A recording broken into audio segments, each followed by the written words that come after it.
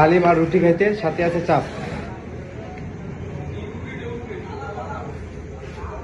আসলে পরিবেশটা মানে বাইরে অনেক জমজমাট, বাট ভিতরটা অনেক ফাঁকা, কারণ আমরা সবসময় নিরিবিলি থাকতে পছন্দ করি, তার জন্য আমরা একটু বাইরে খুব কম যাই।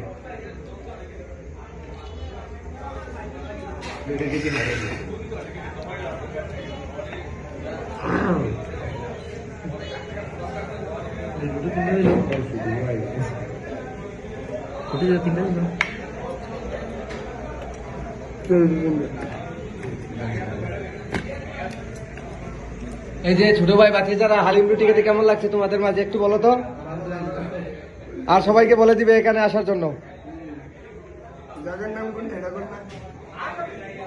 বাতিজা কমায় গা, নাহলে পরে সমস্যায় পড়বি। এই দেখেন বাতিজা আছে বলতে আছে না, চাচা বাতিজা সম্পর্ক অনেক ভালো সম্পর্ক, এটা আসলে মিশা কথা। এই দেখেন আমি ভিডিও করে আমার বাতিজা আমার ফালাইয়া গাইতেছে।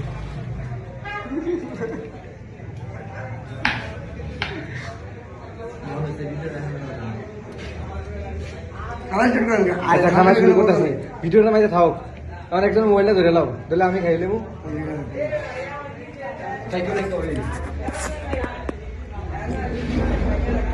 তো হে গাইস, অবশেষে ভিডিও শেষ করে আমিও ফাইনালি বসে পড়লাম হালিম খেতে।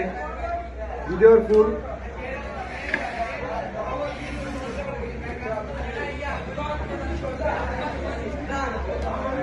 হ্যাঁ আলহামদুলিল্লাহ, হালিম অনেক ভালো হয়েছে মাশাআল্লাহ, যথেষ্ট পরিমাণে হালিমটা টেস্ট আছে ভাইয়া।